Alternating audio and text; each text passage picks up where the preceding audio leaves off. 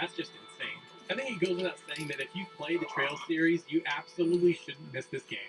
From the good people that brought us Genshin Impact comes their next game, Honkai Star Rail. Now, I know it's technically a Chinese game, not a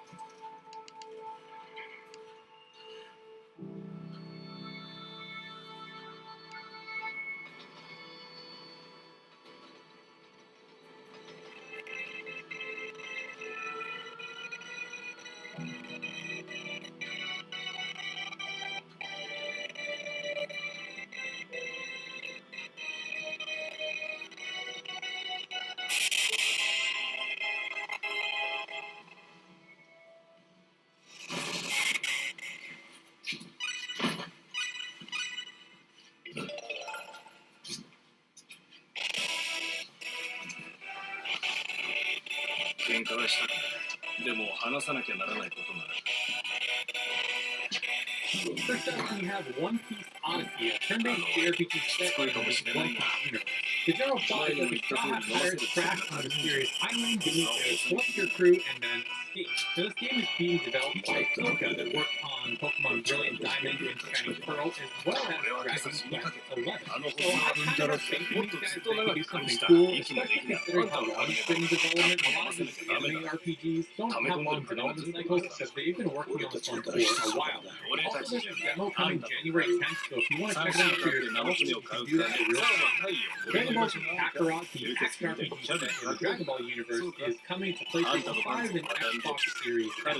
Like most Dragon Ball RPGs, you'll relive parts of the story from the show and get into some awesome action combat. And this was developed by CyberConnect 2, the team that does a lot of the Naruto games, and these guys do really great action games, so I have confidence that if you haven't played this game, you'll probably enjoy this one. Persona 3 Portable and Persona 4 Golden are finally making their way to home consoles, and for Persona 3, also coming to PC. These will boast higher resolution and higher frame rates than their original releases. Now, in my opinion, I feel like Persona 3 is the weaker of the two games because it has a lot of interesting elements when it comes to exploring dungeons and things like that, so I'll be really curious to see how it's received once it releases. The next entry in the Fire Emblem series, Fire Emblem Engage, releases January 20th. Now, the main gimmick for this game is that you'll be able to summon and fuse with past Fire Emblem heroes. Now, what's neat about this gimmick is that certain characters aren't tied to other past Fire Emblem heroes. You can kind of mix and match each win and try out different strategies to see which one you like best. And much like in Three House, you'll have this huge base to explore where you can interact with your characters, train, heroes, and all kinds of other stuff. Now, compared to Three Houses or even any of the other past art styles, this one is much more cutesy. And of course, we'll all have our thoughts on two things on that here, so I'll be really curious to see ultimately how this all plays out. I'm really excited for this game. I love Fire Emblem and I can't wait to play it. The next entry in the Neptunia series, Sisters vs. Sisters, is an action RPG coming out this January. The story, Neptune has to team up with friends to rescue Damon and Sue once again from the brink of destruction. Now, if you've played these games before, you know that their comments can be pretty cutesy and pretty fun. Now, personally, I've never really been into these games. They've never quite done it for me. The production value is just a little too low and couldn't really engage, but I know it has an audience, and if you're hearing that, I'm sure you'll love this game. Labyrinth of Galleria, the Moon Society, is the next dungeon crawler from Nippon Ichi. This adventure brings new quality of life improvements and over 50 hours of exploring alongside a cast of fully customizable companions to do your bidding. Now, I'll admit that I'm not typically the biggest dungeon crawler fan, but it does have a really great art style, that signature Nippon Ichi art style, not to mention a really beautiful box art. So this might be one that I check out. Digimon World Next Order is a port of the 2017 PS4 game. Here you'll be transported into the world of Digimon, and it's semi-open world, and you'll be able to collect the Digimon and fight with them. Now, the interesting thing here is that it has a real-time combat system. It's kind of like Ni no Kuni in the fact that it's real-time, things are happening, but you can also issue commands. Now, as far as I can tell, there's not a ton of new enhancements, or really none. It's just sort of a straight port, so for whatever reason you missed it on PS4 and you want to check it out on PC and Switch, here's your chance. The Ryza trilogy comes to a close with Atelier Ryza 3, unless Gus wants to make a buttload more cash with the fourth game, which I would blame. Here you'll be exploring a mysterious island with friends, old and new. Everything you love from the Ryza games, from the alchemy to turn-based combat to exploration, everything is just turned up. Easily the most popular sub-franchise in the overall Atelier franchise, so if you've been waiting for this third one, I'm sure this one's going to be absolutely amazing. Octopath Traveler 2 seems to bring back the familiar formula of visuals, 8 playable characters, and awesome turn-based combat. What I'm excited for in this one is that it's easily set in a Wild West meets steampunk meets Edo-era Japan, and I just love the setting and love all the environments that they've shown so far. And the really cool thing with this one is that they said they're going to have intertwining stories, which was pretty much the biggest complaint from the original Octopath Traveler, that they don't connect in some bigger story. The original Octopath Traveler was one of my favorite JRPGs of all time, and I'm stoked to get my hands on this sequel. Record of Progress War, a PS3 60 era strategy RPG, is making a comeback on Nintendo Switch. It must have some kind of cult following, because I'm not sure why there's fervor for a Switch port. I looked at the reviews and they were pretty middling, somewhere between high 60s and low 70s. Again, I'm not sure what the reason is or where this desire to port this game came from, but if you missed this game and you really want to play it on your Switch, you can get your chance on March 9th. One of the more unique games on this list is Matzo Anomaly. This is a detective noir JRPG where you'll play as a detective exploring the town of Matzo solving mysteries. And in between these mystery-solving segments and exploring, you'll go to a separate dimension, kind of an alternate world, to partake in turn-based combat. If you're curious, I actually have a preview video on my channel, and I got to play about 3 hours of this game, so if you're curious to learn more, check it out on the channel and see if it looks like it's for you. The conclusion to the Crossbell arc, Trails to Azure, is making its way west, finally on March 14th. In the story, there's rising tensions in Crossbell and the surrounding areas, and it's up to your team to kind of pull that on them. Not much has changed from the original game. You'll have the same turn-based combat system, a lot of the same characters, as well as a lot of the same enhancements that came from the previous ports. Personally, I love Trails from Zero, and I'm super excited to see how this arc ends this March. One game to keep your eye on, and is the Dark Horse for JRPG of the Year, is Loop 8 Summer of God. The game is set in a sleepy seaside town in 1983 Japan. It has a lot of Persona-esque elements, where you have this sort of daily life as a high school student, while also fighting monsters with your demon sight. I personally love slice-of-life style games like this, and I think that Loop 8 could be something special when it releases this month. The Mega Man Battle Network Legacy Collection is jam-packed with 10 games and is making its way out west this April. Now, for those keeping score at home, I'm counting this as 10 games, not one game, so if you're wondering where the 60 JRPGs come from, 10 of them are right here. Now, if you've never played the Battle Network series before, imagine if Mega Man was a Digimon, and that's basically what you have here. In the game, you'll be able to customize Mega Man with different ships, essentially changing his loadout and how he can perform in battle. And a lot of battles are kind of on these grid-based maps, and sometimes involve a lot of puzzle solving. There has been some updated visuals, although I know some people don't like that kind of washed-out look. They kind of like the more pixel-style look, but nonetheless, this game looks really, really cool, and for those who've never played the Battle Network games before, I would highly encourage you to check this one out. Imagine 80s-era pro wrestling meeting a 16-bit turn-based JRPG. That's what you have here with WrestleQuest. As you can see, it has amazing pixel art, cameos from famous pro wrestlers, and some pretty cool-looking turn-based combat. Outside of a few very short trailers, they haven't really shown a ton, but what they have shown so far looks amazing, and I'm super excited to check it out. Next is probably the most highly anticipated JRPG on this entire list, Final Fantasy XVI. In the game, you play as Clive Rossfield, a personal guard to the young prince Joshua. Now, in the game, a lot of different characters have powers of icons, or summons, eidolons, guardian forces, whatever you want to call them, in whatever version of Final Fantasy you're familiar with. Essentially, they'll turn into these different summons, and the ones they've shown so far are Phoenix, Ifrit, Shiva, Titan, and many more. Now, what gives me a lot of confidence that this game's going to be great is that it's being produced by Naoki Yoshida, the man behind Final Fantasy XIV Online's revival. Now, what's really cool is this is next-gen only, so the visuals and performance should be absolutely incredible. It's been a long time since Final Fantasy XV, and so I'm super excited to dive into a brand new story in the Final Fantasy universe. Trails into Reverie is the epilogue to the previous 9 Trails games, taking place 5 months after Cold Steel 4. Now, what's really neat is this game has something called the Crossroads system, where you'll be able to swap between 3 different main characters.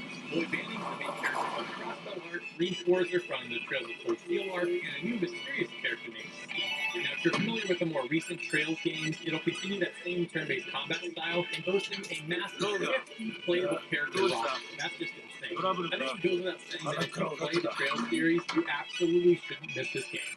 From the good people that brought us Genshin Impact comes their next game, Honkai Star Rail. Now, I know it's technically a Chinese game, not a Japanese game, but I know a lot of you were excited about this one, so I wanted to include it. Now, instead of a medieval fantasy setting, this has a more sci-fi futuristic setting. And also, instead of it having action combat, it has turn-based combat. So if you love Genshin Impact, that game loop, the character designs, the art style, but one more different setting and different style of combat, Honkai Star Rail is a game you probably want to keep your eye on. So then Diablo had JRPG-inspired elements. That's kind of what I see here in Trinity Trigger. It's an isometric action RPG where you'll be able to try different weapons and get into a lot of action combat. Now, I don't have a lot of confidence in the story, it looks kind of low budget, but the game looks pretty cool. It comes out in early 2023, so I'm excited to try this one out and see what it's all about. Valkyrian Arc Hero School Story 2 is a fantasy RPG school-building simulator where you take control of your own school in a fantasy realm. Here you'll take command of the faculty and nurture a unique growing roster of students. From there, you'll be able to build your school from the ground up and take on quests to make Valkyria safe once more. So if you want some sim elements mixed in with your JRPG, this is a game you might want to check out. Fairy Fencer F, or Refrain Chord, is the sort of sequel to Fairy Fencer F Advent Dark Chord. Here we'll have a brand new story, but instead of the previous combat style, it's going to be more of a strategy RPG. For my taste, this game looks kind of mid, not super high budget, not super interesting, but I know these games have their audience since this is, I think, the third game in the series, so if you're looking forward to this one, I'm super happy for you, and you won't have to wait too long to check it out. The Final Fantasy 1 through 6 pixel remasters are finally making their way to home consoles. Now, from what I can tell, there's no real adjustments from the PC or the mobile ports. They more or less look like the same game. And if you don't want them digital, make sure you hop on and pre-order that insanely expensive physical edition that's going to run you about $100. Nonetheless, if you really love these games or have never played them before and you've been patiently waiting for them to come to console, you'll have your chance this spring. Monster Menu: The Scavenger's Cookbook is a survival strategy RPG that combines exploration, tactical combat, and cooking mechanics. And it seems to be implementing that new 3D style found in the Disgaea games, as this is a Nippon Ichi game. As with most Nippon Ichi games, it has a cool art style, kind of a wacky sensibility, but for me, it's not really my kind of game. I love Nippon Ichi though, so I hope it does well for them, and hopefully some more people will be able to check it out. Rune Factory 3 Special is a remaster of the 2010 DS game. Now when I heard that, I'm like, man, a DS game that's going to look terrible on modern consoles, but to my surprise, the visual looks surprisingly decent. It also looks like the character portraits were either upgraded or just completely redone because they look fantastic. So if you need your farming RPG fix and can't wait for Rune Factory 6, this is a game you might want to check out. Another game that I think is going to be a super hit is Sea of Stars. This is the team that brought us The Messenger, and it's some work. It has some gorgeous pixel art style with some amazing day-night cycle stuff going on. I don't know how they're doing that with pixel art, but they're doing some really amazing things with lighting. Not to mention the music is being composed by Yasunori Matsuda, the composer for Chrono Cross, Chrono Trigger, the Xenoblade games, and many more. Now the combat system is also looking pretty unique as it's turn-based, but it has a lot of timing-based elements to kind of keep you on your toes. If this game isn't on your radar by now, it absolutely should, because this summer I think it's going to blow all of us away. The highly anticipated middle chapter in the Final Fantasy VII Remake trilogy is supposedly coming out this winter. Now, I wouldn't hold my breath. I'm thinking it's probably going to end up getting bumped to early 2024. But hey, Crisis Core did make it out this winter in 2022, so you never know. In 7 Rebirth, it picks up right after the events of Remake, where the team defies fate and sets off on an unknown journey. I'm going to be super curious to see how they balance the timeline, to see how they pull in all these different characters, and how close they stick to the original story, and what new things are. The other thing that's exciting to me is this next gen only for PS5. So again, it'll look great, it'll run great, hopefully we can avoid all those completely through type space and fake load screens. Having just recently replayed Final Fantasy VII Remake, I am so excited for Rebirth and how they move the story forward and all the different ways they bring those old environments to life. Guns N' Darkness is a futuristic strategy RPG in the vein of Valkyria Chronicles. It was recently kickstarted by Shoji Meguro. That's right, the Persona 5 composer who's going to be directing the game. Now, outside of a few short trailers, there really isn't much known about it, and they haven't shown a ton, but according to the Kickstarter page, it's set to release in late 2023, so hopefully we'll get to know more about this game as the year goes on. Dual Protocol could end up being the biggest hit of any game on this entire list. It's an ambitious online action RPG collaboration between Bandai Namco and, weirdly enough, Amazon Game Studios. Papa Bezos seems to be bringing the money because this game looks like it has a huge budget. Now, what's cool is you'll be able to create your character from scratch, design everything about it, as well as choose from a huge variety of different classes. And for those wondering, you can play this game in single player, or you can play with friends. Now, I know it was recently revealed for the West at the Game Awards, but this is a game that I've had on my radar for years, and I'm super excited to check this out when it releases later this year. The next entry in the long-running Disgaea series, Disgaea 7 is scheduled in 2022. Now, it has a specific date of January in Japan, and while there's no set date for the West, Disgaea 6 came out 6 months after its Japanese release, so I anticipate Disgaea 7 coming out sometime this summer. The game seems to have an ancient Japan vibe, with the main character looking like a samurai, with a lot of Japanese characters and things like that. Now, to be fair, they haven't shown a whole lot, but from what they have shown, it looks like more of the same. 3D visuals, wacky hijinks, insanely high tactics, and much more. So if you love the Disgaea series, look forward to this one coming out real soon. Even Chronicle 100 Heroes is the upcoming Suicode-inspired spiritual successor. What's cool is it's being made from the original creators of Suicode. Everything they've shown so far looks absolutely incredible. Everything from the gorgeous art style, the amazing animations, and the fact that you're going to have 100 heroes that you can recruit here. And it seems to have all the same aspects from those classic Suikoden games with a lot of modern niceties. Everyone's all been waiting a long time for this one, and hopefully this year comes releases this year. Now, another game that I think could be a super hit that I'm super excited for is Tournament. The game is described by the developers as, quote, a dating action game, blending a love story with adrenaline-driven combat and you make the most out of your life during the apocalypse. That all sounds pretty awesome to me. Now, look at the gameplay, too, and you know, a lot of vibes, action combat, and just a little bit more over the top. So if any of that sounds exciting at all, you definitely want to make sure you check out this Tournament.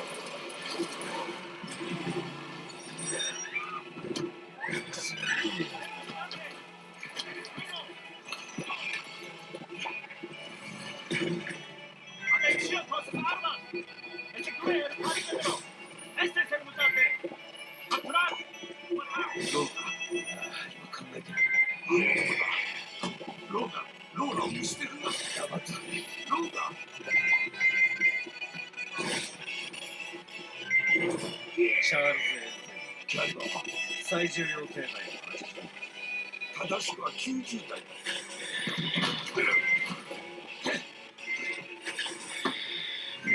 待て待て。シャイはどこだ。娘の居場所を先に言え。そのハゲに尋ねようか有効的だ。ちょっとシャイはどこだ。何が俺の顔に動かしてる。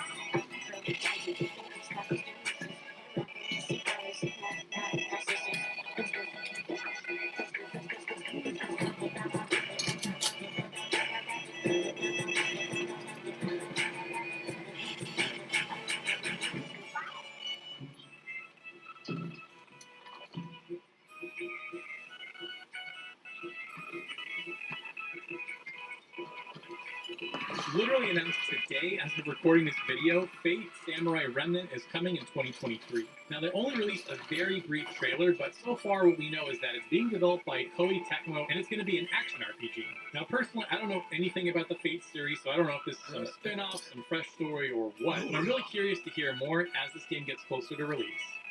From Mission 2 and 3 remakes are coming this year to Nintendo Switch. Last year, the original Front Mission got a remake on Nintendo Switch, and it turned out pretty good. Now, for my money, I feel like Front Mission 3 is the most beloved of all the different Front Mission games, so I think that one is going to be the one that fans are most excited for. The updated visuals and refined gameplay for the first remake were solid, and so I'm really looking forward to trying 2 and 3 later this year. Buddha Melody Steel 2, the follow-up to the 2021 Hidden Gem, is coming in 2023. It follows the same story and is more of a revenge plot and seems to be much darker, if that's even possible. It seems to be retaining a lot of the same strategy gameplay elements, with a number of new enhancements and refinements as they polish based on the previous game. Not much else is known so far, but the original is one of my biggest surprises and a game I really enjoyed, so I can't wait to check this one out later this year. What I'm going to say about Red Blue Fantasy Group, the game has been on this list like 3 years running, and now it's time for it to go. Now, for those of you that may not be familiar, it's an action RPG based on the hit mobile game of the same franchise. This seems to have a huge budget with a giant world and it has an absolutely gorgeous art style. Not to mention a huge roster of characters and online elements. You can play this game with your friends or solo if you want to. Now, as a little ray of hope, more info is coming on January 21st, and hopefully we finally get a release date. Legend of Zelda Boundless Trails is an oddity from Falcom and is sort of a Trails side game. Originally released on the PSP, this game stands on an action RPG that seems to kind of pull elements and plays a lot like Seven, another action RPG on the PSP from Falcom. Personally, Seven is my favorite game on PSP, and this obviously plays a lot like it, so I'm really curious to give this one a try, and I think a ton of people are going to enjoy this game.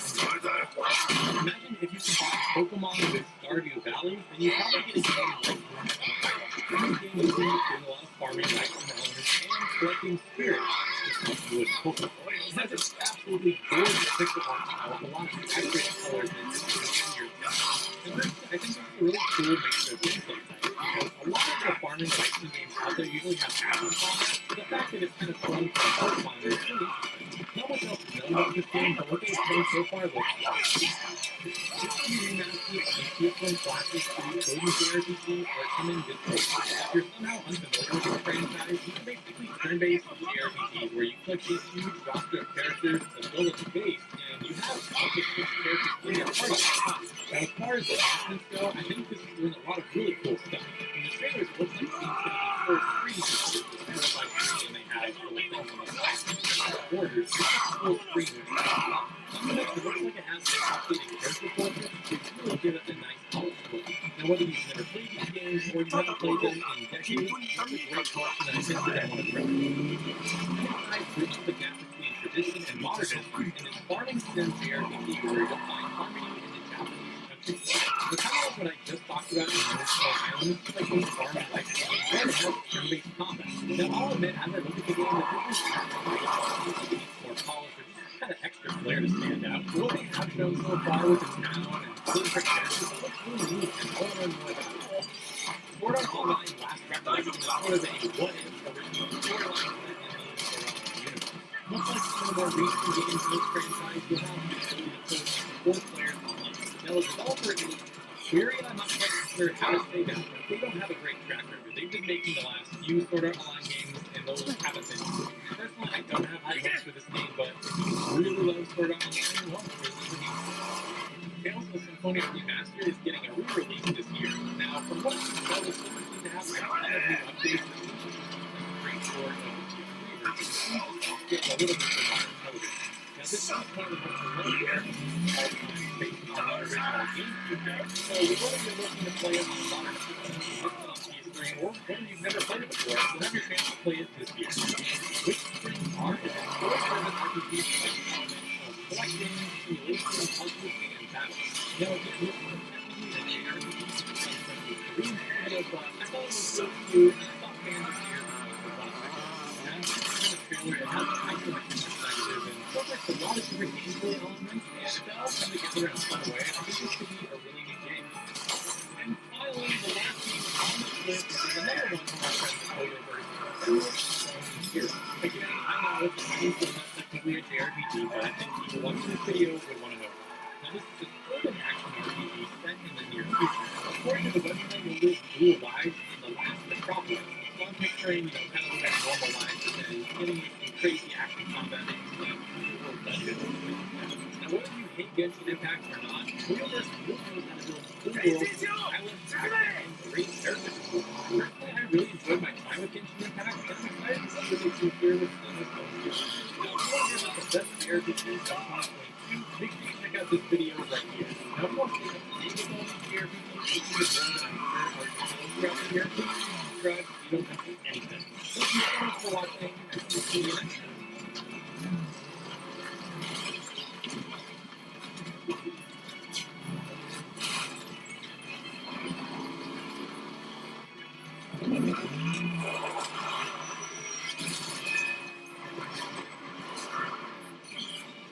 JRPGs coming in 2023. Oh yes, ladies and gentlemen, you heard that right. This video is going to be insanely long, so let's just jump right into it. First up, we have One Piece Odyssey, a turn-based JRPG set in the One Piece universe. The general plot is that the Straw Hat Pirates crash on a mysterious island, you need to collect your crew and then escape. Now, this game is being developed by Ilka that worked on Pokemon Brilliant Diamond and Shining Pearl, as well as Dragon Quest XI. So I kind of have faith in these guys that they can do something cool, especially considering how long it's been in development. A lot of these anime RPGs don't have long development cycles, but they've been working on this one for a while now. Also, there's a demo coming January 10th, so if you want to check it out for yourself, you can do that real soon. Dragon Ball Z Kakarot, the action RPG set in the Dragon Ball universe, is coming to PlayStation 5 and Xbox Series X. Like most Dragon Ball RPGs, you'll relive parts of the story from the show and get into some awesome action combat. This was developed by CyberConnect 2, the team that does a lot of the Naruto games, and these guys do really great action games, so I have confidence that if you haven't played this game, you'll probably enjoy this one. Persona 3 Portable and Persona 4 Golden are finally making their way to home consoles, and for Persona 3, also coming to PC. These will boast higher resolution and higher frame rates than their original releases. Now, in my opinion, I feel like Persona 3 is the weaker of the two games because it has a lot of interesting elements when it comes to exploring dungeons and things like that, but I'm really curious to see how it's received once it releases. The next entry in the Fire Emblem series, Fire Emblem Engage, releases January 20th. Now, the main gimmick for this game is that you'll be able to summon and fuse with past Fire Emblem heroes. Now, what's neat about this gimmick is that certain characters aren't tied to other past Fire Emblem heroes. You can kind of mix and match these rings and try out different strategies to see which one you like best. And much like in Three Houses, you have this huge base to explore where you can interact with your characters, train, eat meals, and all kinds of other stuff. Now, compared to Three Houses or even any of the other past art styles, this one is much more cutesy. And of course, we'll have our thoughts on the toothpaste down right here. So I'll be really curious to see ultimately how this all plays out. I'm really excited for this game. I love Fire Emblem, and I can't wait to play it. The next entry in the Neptunia series, Sisters vs. Sisters, is an action RPG coming out this January. The story, Nepgear has to team up with friends to rescue game industry once again from the brink of destruction. Now, if you've played these games before, you know that they're tongue-in-cheek, pretty cutesy, and pretty fun. Now, personally, I've never really been into the film. It's never quite done it for me. The production value is just a little too low and too engaged, but I know it has an audience, and if you're in that, I'm sure you'll love this game. Labyrinth of Galleria, the Unit Society, is this adventure brings new quality life improvements and over 50 hours of exploring alongside customizable companions to your bidding. Now, I'll admit that I'm not typically the biggest dungeon crawler fan, but it does have a really great art style that's signature Nippon Ichi art style, not to mention a really beautiful box art. This might be one that I check out. Digimon World Next Order is a port of the 2017 PS4 game. Here you'll be transported into the world of Digimon, and it's a semi-open world, and you'll be able to collect the Digimon and fight with them. The interesting thing here is that it has a real-time combat system. It's kind of like Ni no Kuni in the fact that it's real-time things are happening, but you can also issue commands. Now, as far as I can tell, there's not a ton of new enhancements, or really none. It's just sort of a straight port, so for whatever reason you missed out on PS4 and you want to check it out on PC and Switch, here's your chance.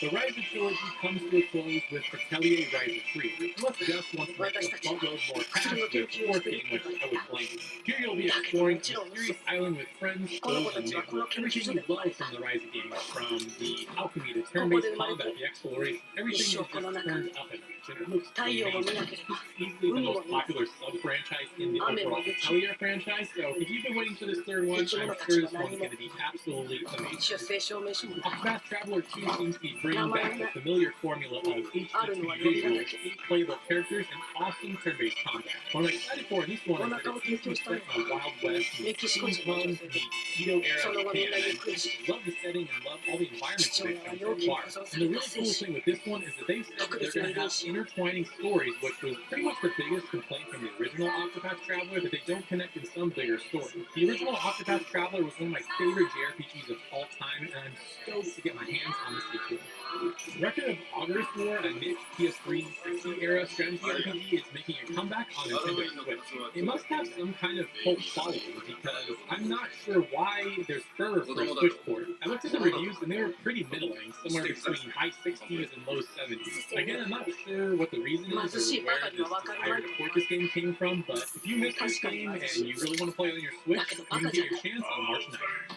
One of the more unique games on this list is Matto Adamo. This is a detective noir JRPG where you'll play as a detective exploring the town of Matto solving mysteries. In between these mystery-solving segments and exploring, you'll go to a separate dimension, kind of an alternate world, to partake in turn-based combat. If you're curious, I actually have a preview video on my channel, and I got to play about 3 hours of this game, so if you're curious to learn more, check it out on the channel and see if it looks like it's for you.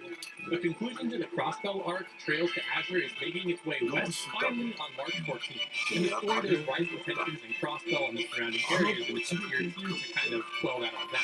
Not much has changed from the original game. You'll have the same turn-based combat system, a lot of the same characters, as well as a lot of the same enhancements that came from the previous games. Personally, I love Trails from Zero, and I'm super excited to see how this one ends this month. One game to keep your eye on, and it's a dark horse for JRPG of the year, is Luke 8 Summer of Dawn. The game is set in a sleepy seaside town in 1983 Japan.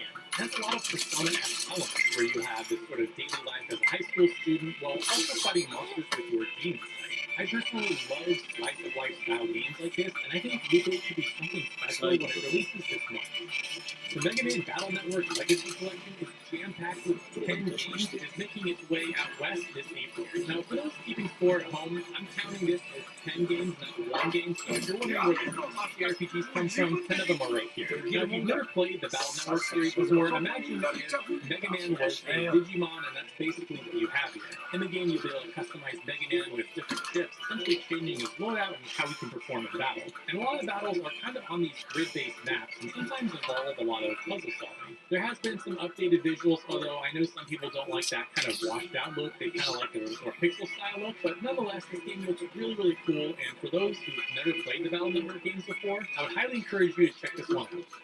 Imagine 80s era pro wrestling meeting a 16-bit turn-based JRPG. That's what you have here with WrestleQuest. As you can see, it has amazing pixel art, cameos from famous pro wrestlers, and some pretty cool looking turn-based combat. Some of the few very short trailers, they haven't really shown a ton, but what they have shown so far looks amazing, and I'm super excited to check it out. Next is probably the most highly anticipated JRPG on this entire list, Final Fantasy XIV. In the game, you play a Squire Rocket with a personal guard to the young prince Joshua. Now, in the game, a lot of different characters have powers of icons, or summons, eidolons, guardian forces, whatever you want to call them, in whatever version of Final Fantasy you're familiar with. Essentially, they'll turn into these different summons, and the ones they've shown so far are Phoenix, Ifrit, Eva, Titan, and many more. Now, what gives me a lot of confidence that this game's going to be great is that it's being produced by Naoki Yoshida, the man behind Final Fantasy XIV Online Survival. Now, what's really cool is this is next-gen only, so the visuals and performance should be absolutely incredible. It's been a long time since Final Fantasy XV, and so I'm super excited to dive into a brand new story in the Final Fantasy universe. Trails into Reverie is the epilogue to the previous 9 Trails games, taking place 5 months after Cold Steel 4. Now, what's really neat is this game has something called the Crossroads system, where you'll be able to swap between 3 different main characters. Lloyd Banning's the main character from the Crossbell arc, Green Schwarzer from the Trails of Cold Steel arc, and new mysterious character named Steve. Now, if you're familiar with the more recent Trails games, it'll continue that same turn-based combat style and boast a massive 50 playable character roster. That's just insane. I think it goes without saying that if you play the Trails series, you absolutely shouldn't miss this game. From the same people that brought us Genshin Impact comes their next game, Bunkai Star Rail. Now, I know it's technically a Chinese game, not a Japanese game, but I know a lot of you are excited about this one, so I wanted to include it. Now, instead of a medieval fantasy setting, this has a more sci-fi futuristic setting, and also instead of it having action combat, it has turn-based combat. So if you love Genshin Impact, that game loop, the character design, the art style, but one more different setting and different style of combat, Honkai Star Rail is something you probably want to keep your eye on. What if Diablo had JRPG-inspired elements? That's kind of what I see here in Trinity. It's an isometric action RPG where you're able to try different weapons and get into a lot of action combat. Now, I don't have a lot of confidence in the story, it looks kind of low budget, but the gameplay should be pretty cool. It comes out in early 2023, so I'm excited to try this one out and see what it's all about. Now, Heroes of Arc Heroes Duel Story 2 is a fantasy RPG skill building simulator where you take control of your own school and fantasy world. Here you'll take command of the faculty and nurture a unique growing roster of students. From there, you'll be able to build your school from the ground up and take on quests to make Valkyria safe once more. So if you want some sim elements mixed in with your JRPG, this is a game you might want to check out. Fairy Fencer F Rainford is the sort of sequel to Fairy Fencer F Advent Dark Force. Here we'll have a brand new story, but instead of the previous combat style, it's going to be more of a strategy RPG. For my taste, this game looks kind of mid, not super high budget, not super interesting, but I know these games have their audience since this is, I think, the third game in the series, so if you're looking forward to this one, I'm super happy for you, and you won't have to wait too long to check it out. The Final Fantasy 1 through 6 pixel remasters are finally making their way to home consoles. Now, from what I can tell, there's no real adjustments from the PC or the mobile ports. They more or less look like the same games.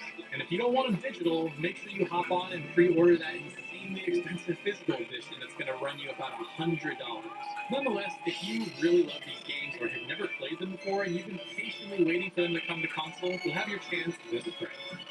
Monster Menu: The Scavenger's Cookbook is a survival strategy RPG that combines exploration, tactical combat, and cooking mechanics. And it seems to be implementing that new 3D style found in the Disgaea games, as this is a Nippon Ichi game. As with most Nippon Ichi games, it has a cool art style, kind of a wacky sensibility, but for me, it's not really my kind of game. I love Nippon Ichi though, so I hope it does well for them, and hopefully some more people will be able to check it out. Rune Factory 3 Special is a remaster of the 2010 DS game. Now, when I heard that, I'm like, man, a DS game that's going to look terrible on modern consoles, but to my surprise, the visuals look surprisingly decent. It also looks like the character portraits were either upgraded or just completely redone because they look fantastic. So if you need your farming RPG fix and can't wait for Rune Factory 6, this is a game you might want to check out. Another game that I think is going to be a super hit is Sea of Stars. This is a game that brought us the Messenger, and it's set in the same world. It has these gorgeous pixel art with amazing day-night cycle stuff going on. I don't know how they're doing that with pixel art, but it is really amazing things to play. Not to mention the music is being composed by Yasunori Tsuda, the composer for Chrono Cross, Chrono Trigger, the Xenoblade games, and many more. Now, the combat system is also looking pretty unique as it's turn-based, but it has a lot of timing-based elements that kind of keep you on your toes. If this game isn't on your radar by now, it absolutely should, because this summer, I think it's going to blow all of us away. The highly anticipated middle chapter in the Final Fantasy VII Remake trilogy is supposedly coming out this winter. Now, I wouldn't hold my breath. I'm thinking it's probably going to end up getting bumped to early 2024. But hey, Crisis Core did make it out this winter in 2022, so you never know. Inside Rebirth, it picks up right after the events of a remake where the team defies fate and sets off on an unknown journey. I'm going to be super curious to see how they balance the timeline, see how they pull in all these different characters, and how close they stick to the original story, and what new fans will do. The other thing that's exciting to me is that it's next gen only for PS5. So again, it'll look great, it'll run great, and hopefully we can avoid all of those squeezing through type spaces to fake load streams. Having just recently replayed Final Fantasy VII Remake, I am so excited for Rebirth and how they move the story forward and all the different ways they bring those old environments to life. Guns of Darkness is a futuristic strategy RPG in the vein of Valkyria Chronicles. It was recently kickstarted by Shoji Meguro. That's right, the Persona 5 composer who's going to be directing this game. Now, outside of a few short trailers, there really isn't much known about it, and they haven't shown a ton. But according to the Kickstarter page, it's set to release in late 2023, so hopefully we'll get to know more about this game as the year goes on. Blue Protocol could end up being the biggest hit of any game on this entire list. It's an ambitious online action RPG collaboration between Bandai Namco and, weirdly enough, Amazon Game Studios. Papa Bezos seems to be bringing the money because this game looks like it has a huge budget. Now, what's cool is you'll be able to create your character from scratch, design everything about it, as well as choose from a huge variety of different classes. If you're just wondering, you can play this game in single player, or you can play with friends. Now, I know it was recently revealed for the West at the Game Awards, but this is a game that I've had on my radar for years, and I'm super excited to check this out when it releases later this year. The next entry in the long-running Disgaea series, Disgaea 7, is set to release in 2023. Now, it has a specific date of January in Japan, and while there's no set date for the West, Disgaea 6 came out 6 months after its Japanese release, so I anticipate Disgaea 7 coming out sometime this summer. The game seems to have an ancient Japan vibe, with the main character looking like a samurai with a lot of different ninja characters and things like that. Now, to be fair, they haven't shown a whole lot, but from what they have shown, it looks like more of the same. 3D visuals, wacky hijinks, insanely high attack numbers, and much more. So if you love the Disgaea series, look forward to this one coming out real soon. Mutant Chronicle 100 Heroes is an upcoming Suikoden-inspired spiritual successor. And what's really cool is it's being made from the original creators of Suikoden. From everything they've shown so far, it looks absolutely incredible. Everything from the gorgeous art style, the amazing animations, and the fact that you're going to have 100 heroes that you can recruit to your team. And it seems to have all the same aspects from those classic Suikoden games with a lot of modern niceties. I know we've all been waiting a long time for this one, and hopefully it delivers when it releases this year. Now, another game that I think could be a sleeper hit that I'm super excited for is Eternal. The game is described by the developers as, quote, a dating action game blending a love story with adrenaline-filled combat as you make the most out of your life during the apocalypse. That all sounds pretty awesome to me. Now, a quick look at the gameplay, to me, I get a lot of Persona vibes, but with action combat and just being a little bit more over the top. So if any of that sounds exciting at all, you definitely want to make sure you check out Eternal. Literally announced today as of recording this video, Fate Samurai Remnant is coming in 2023. Now, they only released a very brief trailer, but so far what we know is that it's being developed by Koei Tecmo, and it's going to be an action RPG. Now, personally, I don't know anything about the Fate series, so I don't know if this is some spin-off, some fresh story, or what, but I'm really curious to hear more as this game gets closer to release. Front Mission 2 and 3 remakes are coming this year to Nintendo Switch. Last year, the original Front Mission got a remake on Nintendo Switch, and it turned out pretty good. Now, for my money, I feel like Front Mission 3 is the most beloved of all the different Front Mission games, so I think that one is going to be the one that fans are most excited for. The updated visuals and refined gameplay for the first remake were solid, and so I'm really looking forward to trying 2 and 3 later this year. Buddha Melodies Steel 2, the follow-up to the 2021 Hidden Gem, is coming in 2023. It follows the same story and is more of a revenge plot and seems to be much darker, if that's even possible. It seems to be retaining a lot of the same strategy gameplay elements, with a number of new enhancements and refinements that have been polished based on the previous game. Not much else is known so far, but the original was one of my biggest surprises and a game I really enjoyed, so I can't wait to check this one out later this year. What else is there to say about Granblue Fantasy Relink? I feel like it's been on this list like 3 years running, and it's just time for it to release. Now, for those of you that may not be familiar, it's an action RPG based on the hit mobile game of the same franchise. And it seems to have a huge budget with a giant world, and it has an absolutely gorgeous art style. Not to mention a huge roster of characters and online elements, and you can play this game with your friend or solo if you want to. Now, as a little ray of hope, more info is coming on January 21st, and hopefully we finally get a release date. Legend of Nayuta Boundless Trails is an oddity from Falcom, and it's sort of a Trails side game. Originally released on the PSP, this is a Japan-only action RPG that seems to kind of pull elements and plays a lot like E7, another action RPG on PSP from Falcom. Personally, E7 is my favorite game on PSP, and this obviously plays a lot like it, so I'm really curious to give this one a try, and I think a ton of people are going to enjoy this hidden gem. Imagine if you combine Pokemon with Stardew Valley, then you probably get a game like Moonstone Island. In this game, you'll be doing a lot of farming, life sim elements, and collecting spirits, just like you would in Pokemon. It has an absolutely gorgeous pixel art style with a lot of saturated colors that just demand your attention. And personally, I think this is a really cool mixture of gameplay types, because a lot of the farming life sim games out there usually have action combat, so the fact that it's kind of pulling from Pokemon is really interesting. Not much else is known about this game, but what they've shown so far looks awesome. HD remasters of the PS1 classic Suikoden JRPG are coming this year. Now, if you're somehow unfamiliar with this franchise, it's basically turn-based JRPG where you collect a huge roster of characters to build a base, and you have up to 6 characters in your party at a time. Now, as far as enhancements go, I think this is doing a lot of really cool stuff. From the trailers, it looks like the game's going to be full screen instead of just 4x3 when they have for the things inside to stretch out the borders. This looks full screen, which I love. Not to mention, it looks like it has some updated character cultures to really give it a nice polished look. Now, whether you've never played these games or you haven't played them in decades, this is a great collection and I think you're going to want to try. Sunnyside bridges the gap between tradition and modernism in this farming sim JRPG where you'll find harmony in the Japanese countryside. So kind of like what I just talked about in Millstone Island, this is like a farming lifestyle game, but it has turn-based combat. Now, I'll admit, as I look at it, the visuals aren't great. It seems like it needs more polish, or just kind of extra flair to stand out. But what they have done so far with the town and all the different characters, it looks really neat, and I want to learn more about it. Sword Art Online Last Recollection is sort of a what-if original storyline set in the Sword Art Online universe. Much like some of the more recent games in this franchise, you'll have the ability to play with up to 4 players online. Now, the developer is Queria. I'm not quite sure how to say that, but they don't have a great track record. They've been making the last few Sword Art Online games, and those haven't been awesome. Personally, I don't have high hopes for this game, but if you really love Sword Art Online, well, here's another game for you. Tales of Symphonia Remastered is getting a re-release this year. Now, from what I can tell, this doesn't seem to have a ton of new updates. It seems like it's just a straight port of the PS3 version, maybe just upscaled a little bit for modern television. Now, this is one of the most beloved JRPGs of all time based on the original GameCube game. So whether you're looking to play it on a modern system, you've been to PS3, or whether you've never played it before, you'll have your chance to play it this year. With Spring Art is a story-driven RPG combining elements of collecting, simulation, puzzles, and battle.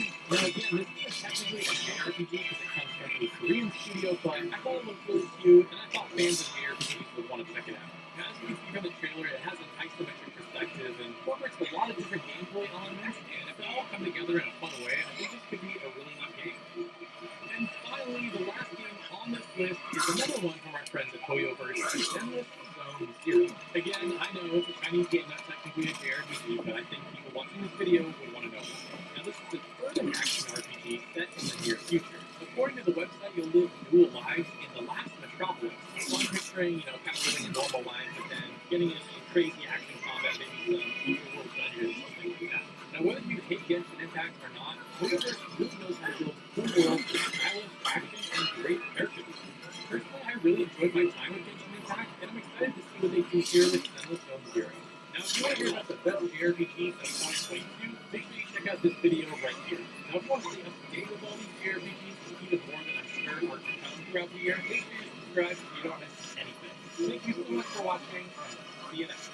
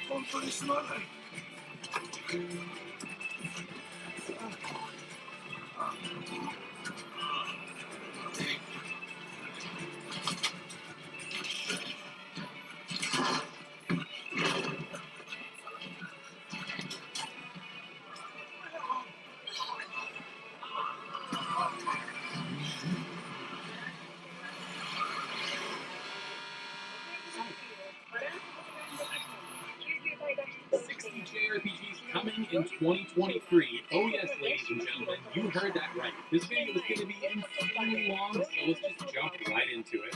First up, we have One Piece Odyssey, a turn-based JRPG set in the One Piece universe. The general plot is that the Straw Hat Pirates crash on a mysterious island and you need to collect your crew and then escape. Now, this game is being developed by Ilka that worked on Pokemon Brilliant Diamond and Shining Pearl, as well as Dragon Quest XI. So I kind of have faith in these guys. They can do something cool, especially considering how long it's been in development. A lot of these anime RPGs don't have long development cycles, but they've been working on this one for a while. Also, there's a demo coming January 10th, so if you want to check it out for yourself, you can do that real soon. Dragon Dragon Ball Z Kakarot, the action RPG set in the Dragon Ball universe, is coming to PlayStation 5 and Xbox Series X. Like most Dragon Ball RPGs, you'll relive parts of the story from the show and get into some awesome action combat. And this was developed by CyberConnect 2, the team that does a lot of the Naruto games, and these guys do really great action games, so I have confidence that if you haven't played this game, you'll probably enjoy this one. Persona 3 Portable and Persona 4 Golden are finally making their way to home consoles, and Persona 3 also coming to PC. These will boast higher resolution and higher frame rate than their original release.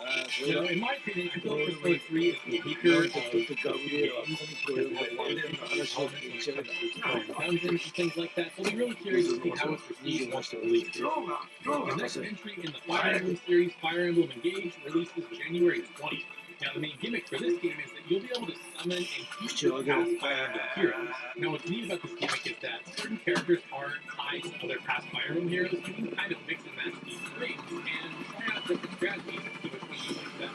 And much like in Three Houses, you'll have this huge space to explore where you can interact with your characters, train, do meals, and all kinds of other stuff. Now, compared to Three Houses or even maybe other past art styles, this one is much more cutesy. And of course, we'll have our thoughts on toothpaste genre here, so I'll be really curious to see ultimately how this all plays out. But I'm really excited for this game. I love Fire Emblem, and I can't wait to play it. The next entry in the Neptunia series, Sisters vs. Sisters, is an action RPG coming out this January. For the story, Nepgear has to team up with friends to rescue game industry once again from the brink of destruction. Now, if you've played these games before, you know that they're tongue-in-cheek, pretty cutesy, and pretty fun. Now, personally, I've never really been into these games. They've never quite done it for me. The production value is a little too low and doesn't keep me engaged, but I know it has an audience, and if you're in that, I'm sure you'll love this game.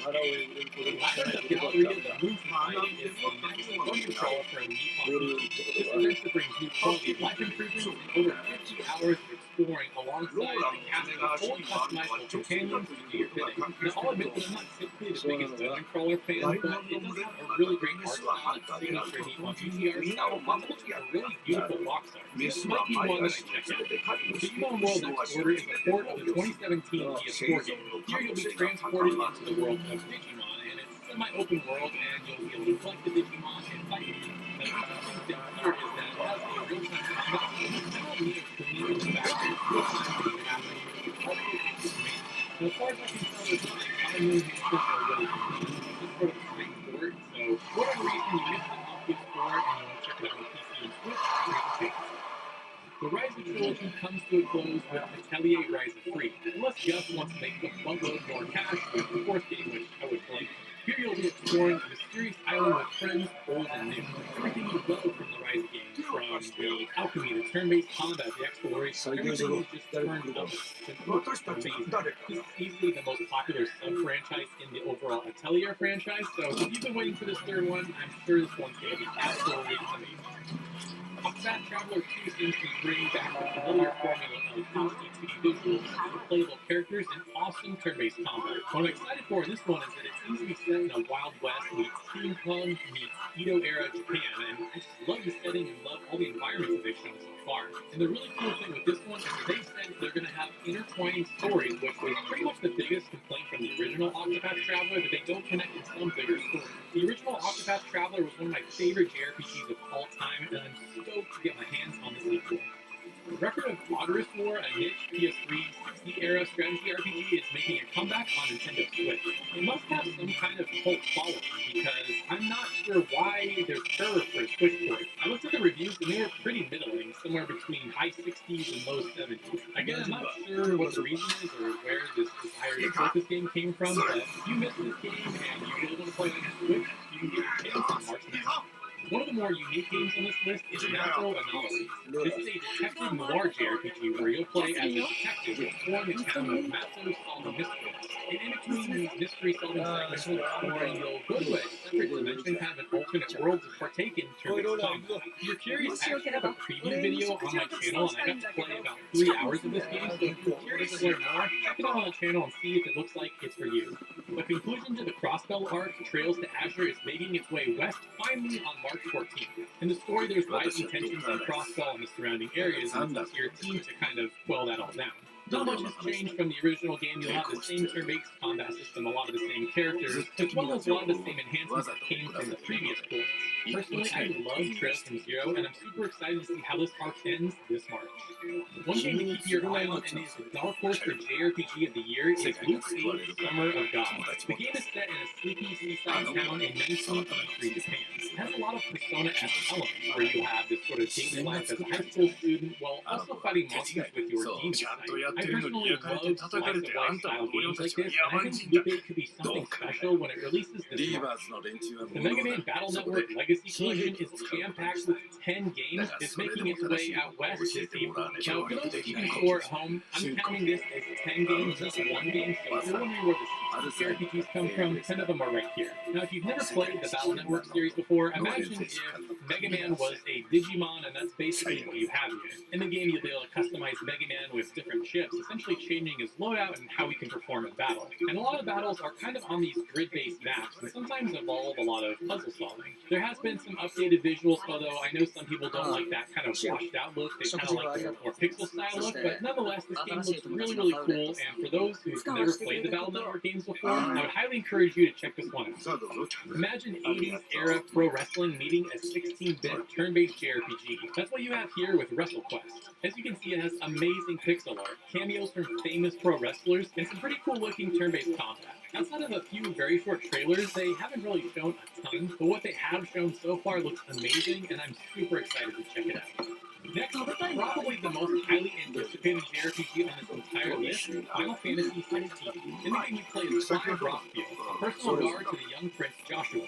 Now, in the game, a lot of different characters have powers of icons, or summons, eidolons, guardian forces, whatever you want to call them, in whatever version of Final Fantasy you're familiar with. Essentially, they'll turn into these different summons, and the ones they've shown so far are Phoenix, Lycrit, Shiva, Titan, and many more. Now, what gives me a lot of confidence that this game's going to be great is that it's being produced by Naoki Yoshida, the man behind Final Fantasy XIV Online Survivor. Now, what's really cool is this is next-gen only, so the visuals and performance should be absolutely incredible. It's been a long time since Final Fantasy XV, and so I'm super excited to dive into a brand new story in the Final Fantasy universe. Trails into Reverie is the epilogue to the previous 9 Trails games, taking place 5 months after Full Steel 4. Now, what's really neat is this game has something called the Crossroads system, where you're able to swap between 3 different main characters. Lloyd Banning's the main character from the Crossbell arc, Green Forza from the Trails of Cold Steel arc, and a new mysterious character named Steve. Now, if you're familiar with the more recent Trails games, it'll continue that same turn-based combat style and boasting a massive 50 playable character roster. That's just insane. I think it goes without saying that if you play the Trails series, you absolutely shouldn't miss this game. From the good people that brought us Genshin Impact comes their next game, Honkai Star Rail. Now, I know it's technically a Chinese game, not a Japanese game, but I know a lot of you were excited about this one, so I wanted to include it. Now, instead of a medieval fantasy setting, this has a more sci-fi futuristic setting, and also instead of it having action combat, it has turn-based combat. So if you love Genshin Impact, that game loop, the character designs, the art style, but want a more different setting and different style of combat, Honkai Star Rail is one you probably want to keep your eye on. What if Diablo had JRPG-inspired elements? That's kind of what I see here in Trinity Trigger. It's an isometric action RPG where you're able to try different weapons and get into a lot of action combat. Now, I don't have a lot of confidence in the story. It looks kind of low budget, but the game looks pretty cool. It comes out in early 2023, so I'm excited to try this one out and see what it's all about. Valkyrian Arc Hero School Story 2 is a fantasy RPG school-building simulator where you take control of your own school in a fantasy realm. Here you'll take command of the faculty and nurture a unique growing roster of students. From there, you'll be able to build your school from the ground up and take on quests to make Valkyria safe once again. So if you want some sim elements mixed in with your JRPG, this is a game you might want to check out. Barry Fenster F is a Brain Cord is sort of equal to Barry Fenster F Advent Dark 4. Here we'll have a brand new story, but instead of the previous combat style, it's going to be more of a strategy RPG. For my taste, this game looks kind of mid, not super high budget, not super interesting, but I know these games have their audience since this is, I think, the third game in the series, so if you're looking forward to this one, I'm super happy for you, and you don't have to wait too long to check it out. The Final Fantasy 1 through 6 pixel remasters are finally making their way to home consoles. Now, from what I can tell, there's no real adjustments from the PC or the mobile ports. They more or less look like the same game. And if you don't want them digital, make sure you hop on and pre-order that insanely expensive physical edition that's going to run you of about $100. Nonetheless, if you really love these games or have never played them before and you've been patiently waiting for them to come to console, you have your chance to this price. Monster Menu: The Scavenger's Cookbook is a survival strategy RPG that combines exploration, tactical combat, and cooking mechanics. And it seems to be implementing that new 3D style found in the Disgaea games, as this is a Nippon Ichi game. As with most Nippon Ichi games, it has a cool art style, kind of a wacky sensibility, but for me, it's not really my kind of game. I love Nippon Ichi though, so I hope it does well for them, and hopefully some more people will be able to check it out. Rune Factory 3 Special is a remaster of the 2010 DS game. Now, when I heard that, I'm like, man, a DS game that's going to look terrible on modern consoles, but to my surprise, the visuals look surprisingly decent. It also looks like the character portraits were either upgraded or just completely redone because they look fantastic. So if you need your farming RPG fix and can't wait for Rune Factory 6, this is a game you might want to check out.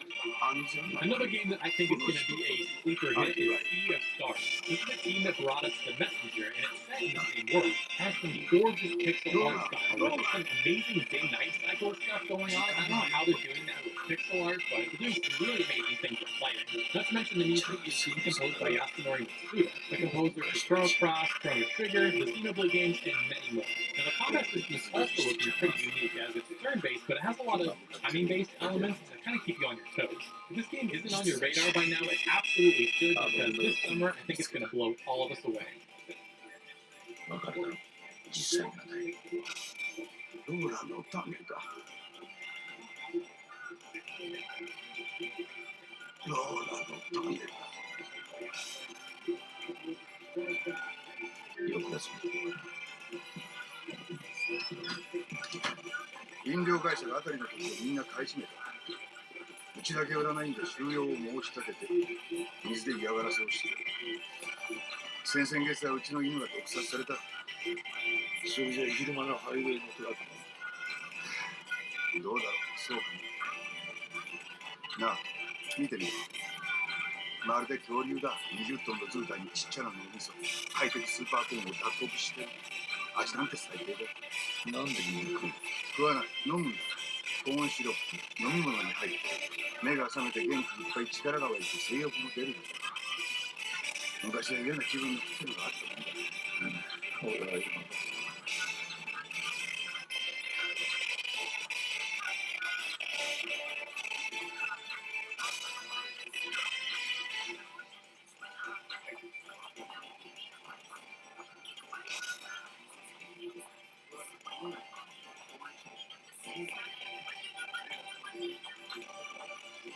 ロレオのプロフィール、ブレイクアウェイロークに。そっちに並んでんのがバレルレーシングで、そこのがポールベンディング。全部2か3位だった。あまり上手くなくて、でも、父さんにやらせてる。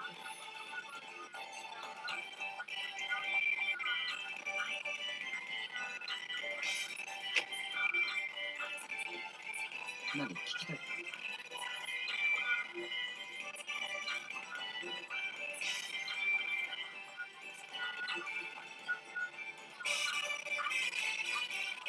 気に入っ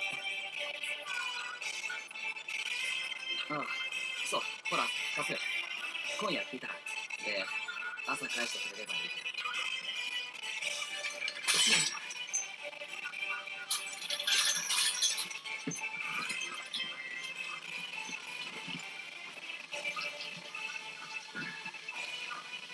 しばらくかかりそうだ。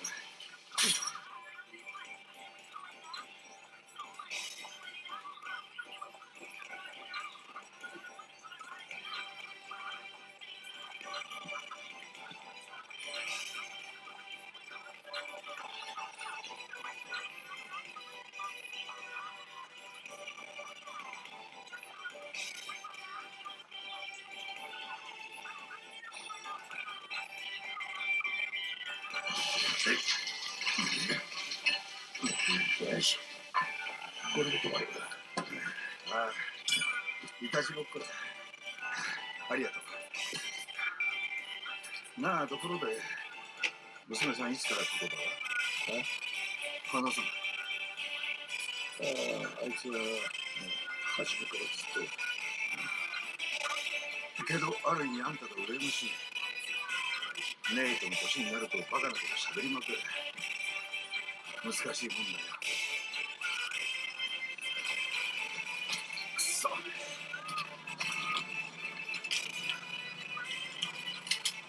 心配な。念のためだよ。ここにいて。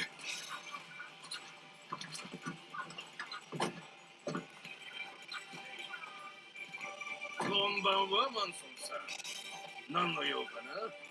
そいつらが詳しい。マンソンさん、不法侵入だって分かってるよな。元の所有者として地域権がある。ふざけん、元のってところがポイントだ。そいつは気にすんな。とっとと素敵なトラックに戻れ。マンテスラはどっか他に行ってきた。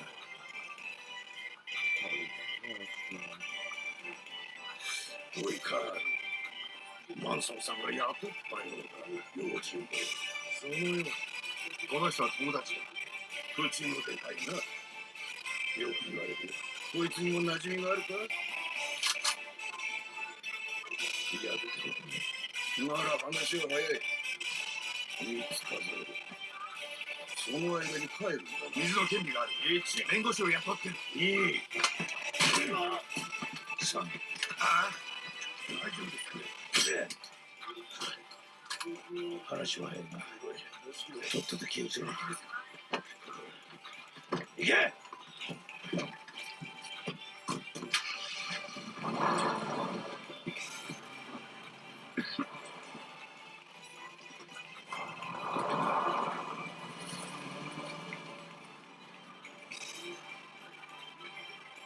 訓練でもちょっとね。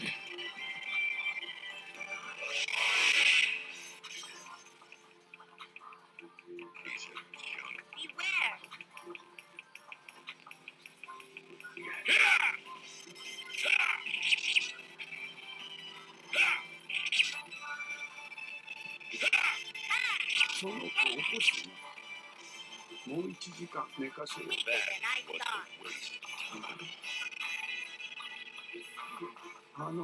ローガン、今夜は間違いなく長いこと味わってなかった最高の夜だった。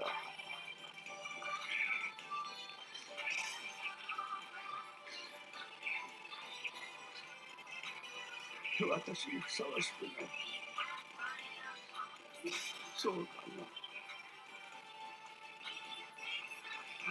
とんでもないことをした。言葉にできないことだ。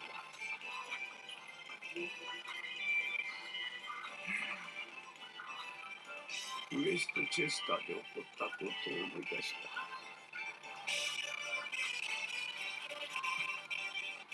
今回初めて人を傷つけたんじゃないか。今日の今日まで知らずにいた。黙っていたんだ。だからずっと私たちが逃げ続けてい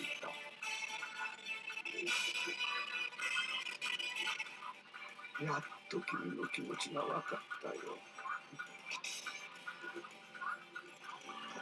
ローガン。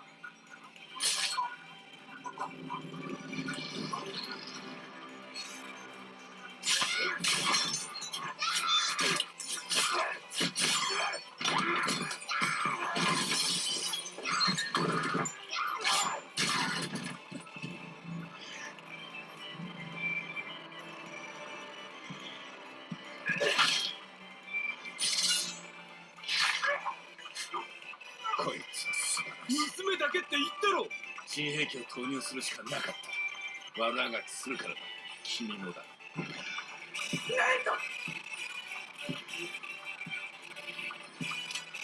下ろしなさい。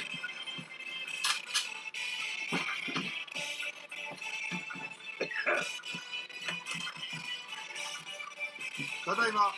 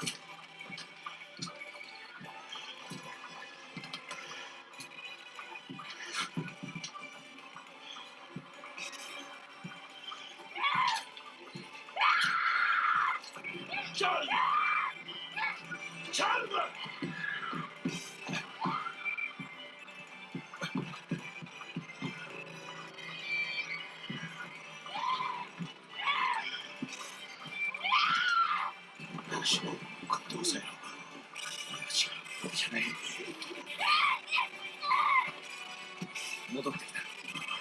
迎えに行って収容します。待て待て待て。こっちに来させろ。X23 たちは両親のかけらもないものに育てようとしたが、凶暴さは教えられるものじゃない。初めから設計すればなら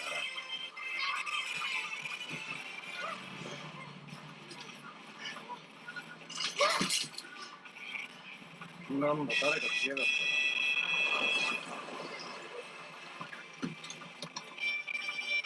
ウェルマンション！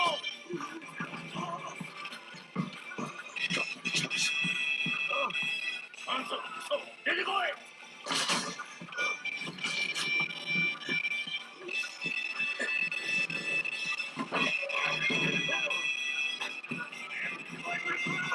あいつだ。おい、過ぎたことは水に流してやる。マンソンがいくら払ったか知らんが、店員と飲料なら$5000もらえるぞ。請求でな。動くな、じっとしてるわ。ここじゃ俺が無実だ。おいおいおい、まずい。なんだこいつ。おい、マジかよ。止めなければ。あなたの命令しか聞きません。メティボー戻れ。やめろ、やめるんだ。抑えろ、しっかり抑えろ。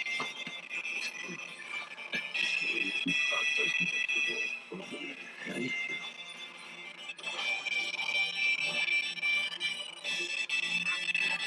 シャムシーか。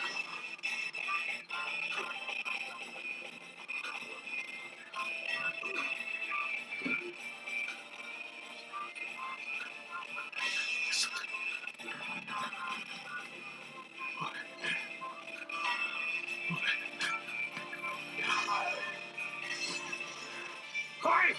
メティボー！そうだよ、やべ。そろそろうちらの出番かな。よこせ。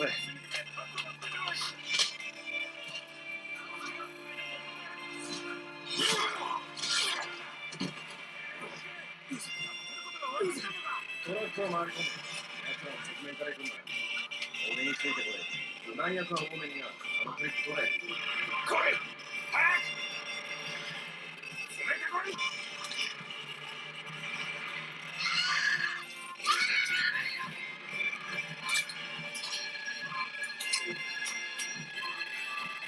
光に気をつけろ。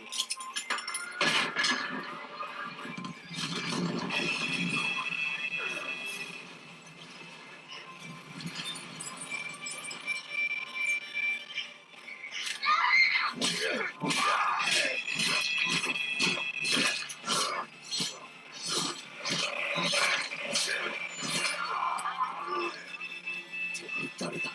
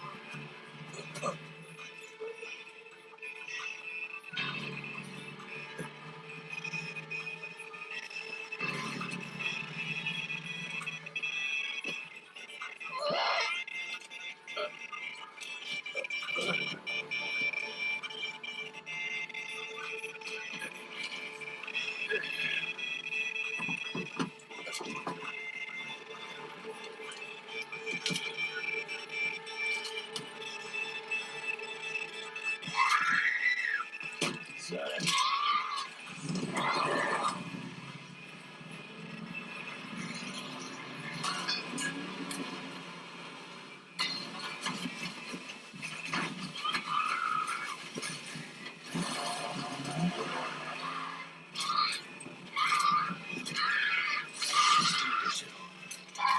っとしてろ。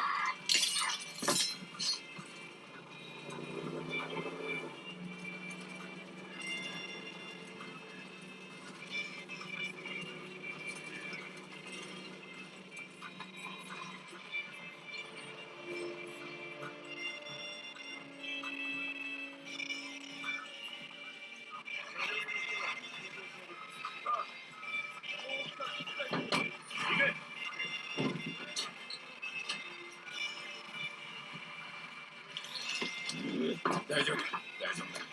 大丈夫。頑張ったな、ケンキコ。治ってるぞ、息をしろ。お前は生まれたばかりなんだ。さあ、息をしろ。体は忙しい。止血、血管形成、皮膚の形成、間質細胞の増殖。これがチームです。お前は強いですね。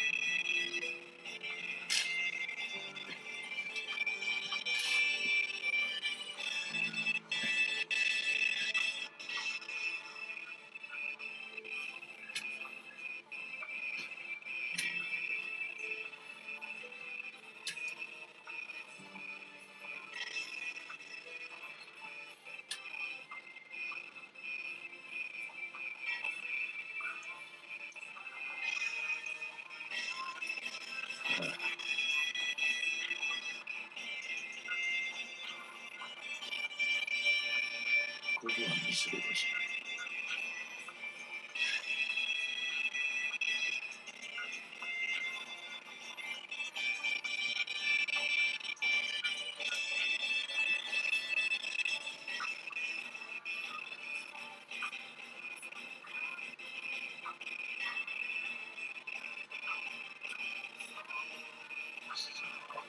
水辺だ。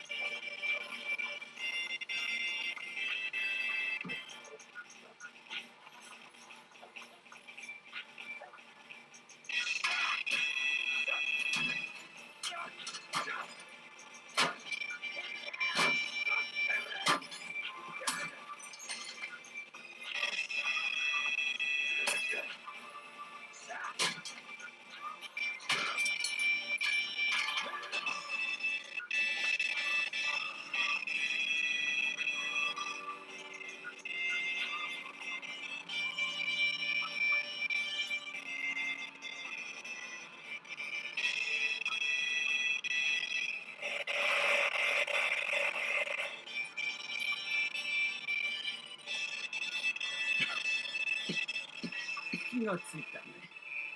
待合室の娘さんに危うく伝えるとこだった。パパは亡くなったって。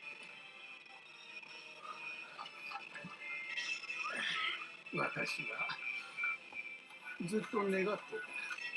そういう人たちに会ってみたいと。君のように。ほとんどいなくなった。俺も会えて嬉しいよ、先生。だがもう行かなきゃ。ダメダメ、無理だよ。安静が必要だ。治療もね。どこかでしっかり検査しな。心配ない、大丈夫。いや、大丈夫じゃない。そうそう、あなたの体が違うのは分かってるが、体内の何かが中毒を起こしている点は一緒だ。大きなところできちんと検査した方がいい。原因を突き止めないと。原因が分かってる。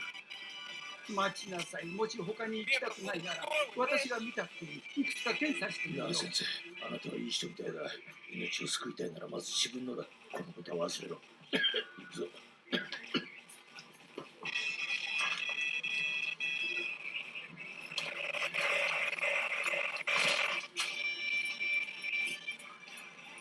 おいおい、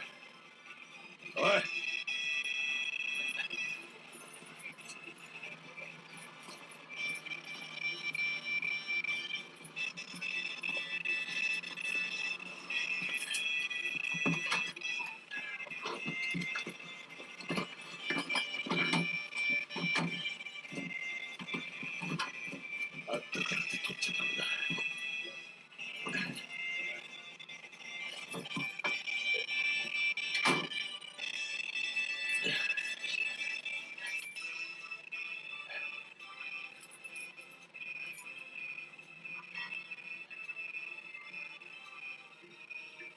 どうやって連れてきたか知らないよ。ありがとう。 De nada. 話せるのか話せるのか。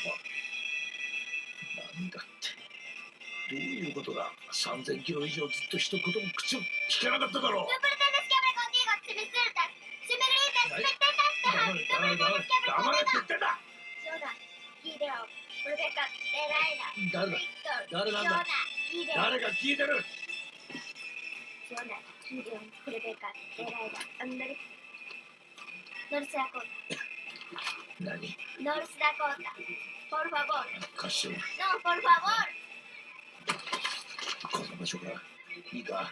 あの看護師コミックを読みすぎたんだ。わかるか。コミックを読みすぎたんだ。え Mira, こ míralo. いつはもう見た。いいな。こいつはどれもみんな本当のことじゃない。ないんだよ。そうだ、わかるか。このエデンも実際にはないんだ。ない。漫画だよ。なあ、見てみろ。ほら、この話を作った奴らの名前だ。こいつらが全部作った。いいな。昔の話を好きなように書いただけ。デタラメだよ。嘘っぱち。こんなもん実際にはない。 Lleva, mira, くそ。 aquí quiero que me tomes. Mira, ない。 aquí, ああ、ここは aquí están mis と amigos. っても遠いんだよ。いいか、行けないんだ。ノースダコタになんか連れて行けない。もう俺はボロボロだ。連れて行くのは無理だ。車で2日かかる。連れて行くのはよせ。叩くんじゃない。叩くな。 Jonah, Gideon, その名 Rebecca, 前言うなよ。 Delilah, 黙れ。 Victor, その名前言うのやめろ。 Gideon, やめろ。 Rebecca, やめろ。 Delilah, いや、 Victor, Jonah, Gideon. 生きたいんだったら捨ててやる。自分の身で確かめろ。男の国に出発だ。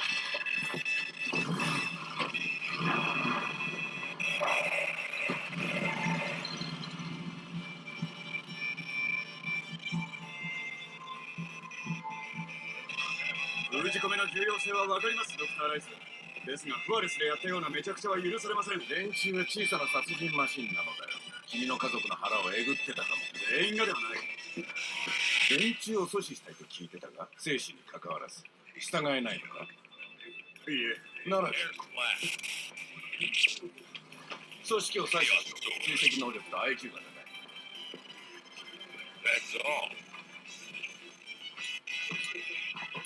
使ったら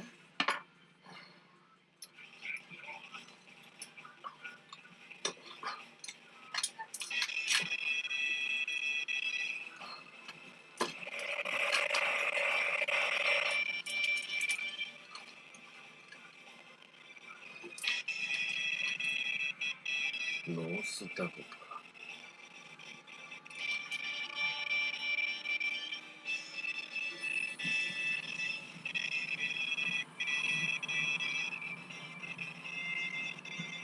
どうぞ。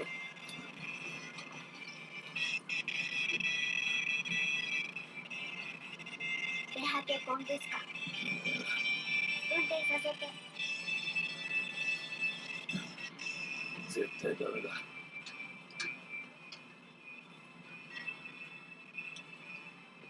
見るのやめろ。エンスタスムリエンド。このコンビニで死にかけてる。死にたがってる。チャールズ言ってた。他にはなんて。死なせるな。